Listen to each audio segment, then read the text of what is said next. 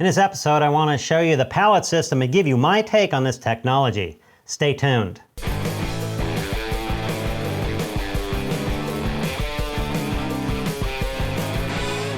There's been a lot of video reviews about the palette system, and I've included links to a bunch of those reviews in the description notes below this video.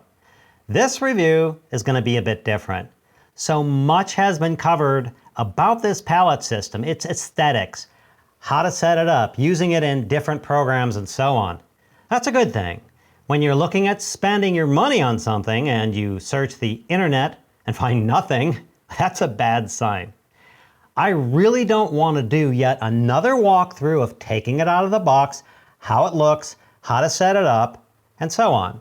However, I do want to cover what I think is missing, which is understanding how and why you might want to use this system in your workflow so you can make a decision on whether or not this technology is for you.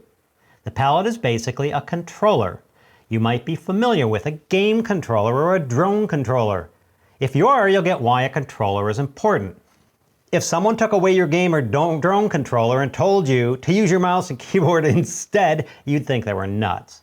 And that's what the palette is, a controller that gives you a method of doing things in your software without having to rely on the mouse and keyboard and become more efficient at what you do.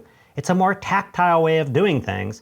And like our game and drone controller, if you told an experienced sound or video professional to ditch their controllers and use the mouse or keyboard instead, they think you were nuts. I've had this palette system for about 2 weeks, and I've gone hot and cold on this system. It's really cool. Then, well, it's getting in my way. Then, okay, let me try it again. Then, no, it's interrupting my workflow. It should be either a good addition to my workflow and help me get more done, faster or better, or it's just another cute device that I need to take out of my workflow and throw it into my closet of crap that doesn't work for me. I realized I haven't had my hands on video controllers for at least 15 years, maybe more.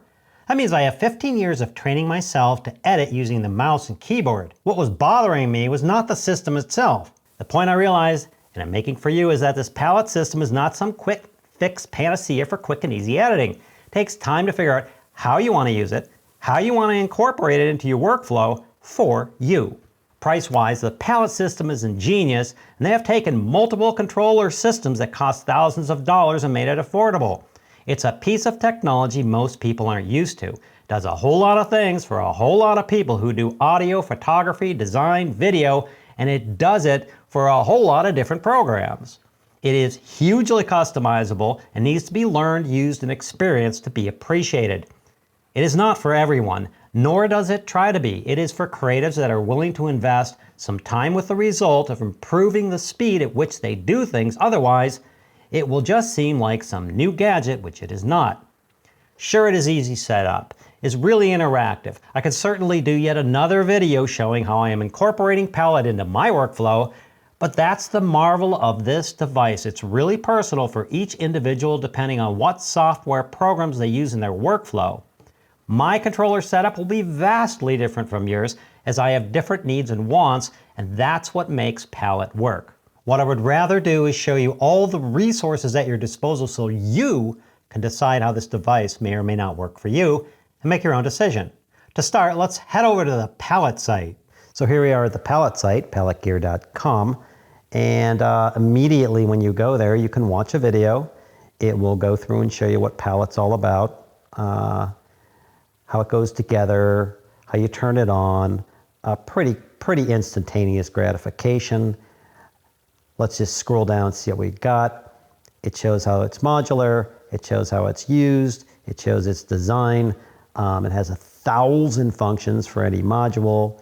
It gives you some various usages and how other people use it, how to personalize your controller, and how to go get a kit to start out. The tech specs, if you're into that kind of thing, they're all here. What it's made out of, how to get started, how to set up profiles, function switching for instance, Lightroom, the compatible applications, Lightroom, Photoshop, Premiere Pro, After Effects, Illustrator, Audition, InDesign. You can also create custom controls. Of interest to many are this MIDI controller that you can set up. You can set up things like Final Cut Pro X. You can even set up these controllers to work with apps like Google and iTunes. It does work with both Mac and Windows, and then it goes through and starts giving you all the details about the OLED screen, what the controllers are like, their dimensions, and everything else. This is the apps area. For instance, let's go in and take a look at Adobe Audition apps. There's a little video that shows highlighted. Now an app goes in and it basically allows you to set up how these controllers are going to work inside that app. Here's all the overviews. Here's what the app default is, and you can change all that. You have these profiles, so you can go up here and you can either upload your own profile to show everybody else for use, or download your own. Here's one for color. Here's some shortcuts and things that you can use. Here's one for Vegas. Here's one for PowerPoint, Chrome, a bunch for AE, for general, a bunch for Premiere, for editing, audio, etc. For instance, you may have an editing thing and you'll have shortcuts. Basically things with the controllers where you may have a slider for zooming, you may have buttons for clicking and setting keyframes, whereas in the audio one you may be using, for instance, those sliders for capturing keyframes as you're doing ducking, for instance. Ducking is where there's a lot of music, someone starts talking and you want to pull the volume down, and in between them talking you pull the volume back up. Doing it with a slider is just a breeze. In this episode, I want to show you the palette system and give you my take on this technology. Stay tuned. Ton of Lightroom stuff, Photoshop stuff, Photo Mechanic. It just goes on and on and on and on and on. I mean, iTunes, Final Cut Pro X, and that's where you get your various profiles. You can really set it up for any app that you want to more or less automate with this controller. When you want to build a kit, you just go through and you have a starter kit at $199, expert kit at $299, and a professional kit at $499. If you're not used to using these controllers, you might want to go with the expert kit.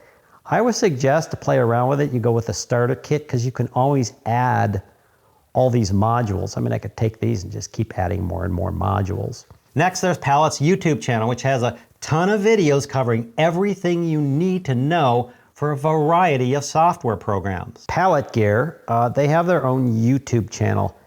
There is so much data here that you could go through. You're not going to run into any problem finding stuff.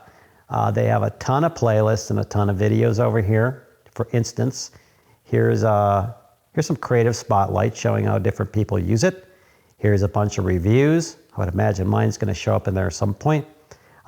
Here's all the different stuff on how to use it in Lightroom. Here's all this stuff on how to use it in Premiere Pro. Here's all the different stuff on how to use it as a MIDI controller and using it with music. Here's all the stuff to use on Adobe Audition. Here's tips and tricks for that. Here's how Palette Gear users show their setups. And it just goes on and on. If you go to the playlist area, Audition, reviews, Photoshop, Lightroom, tips and tricks, MIDI, Premiere Pro, palette development updates, palette and radio controlled stuff. It just goes on and on and on and on and on. You're not going to have a problem finding help over here. And also, these guys are really cool. You email them or you talk to them and they're back at you really fast.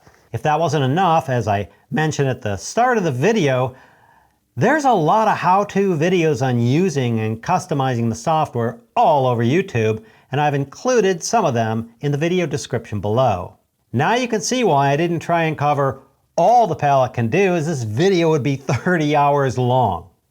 That's the Palette, and if you're into investing into something that with practice can give you big returns in your workflow, I suggest you check it out for yourself.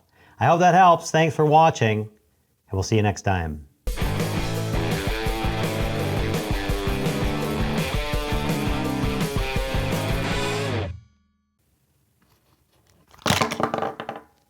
Jenga!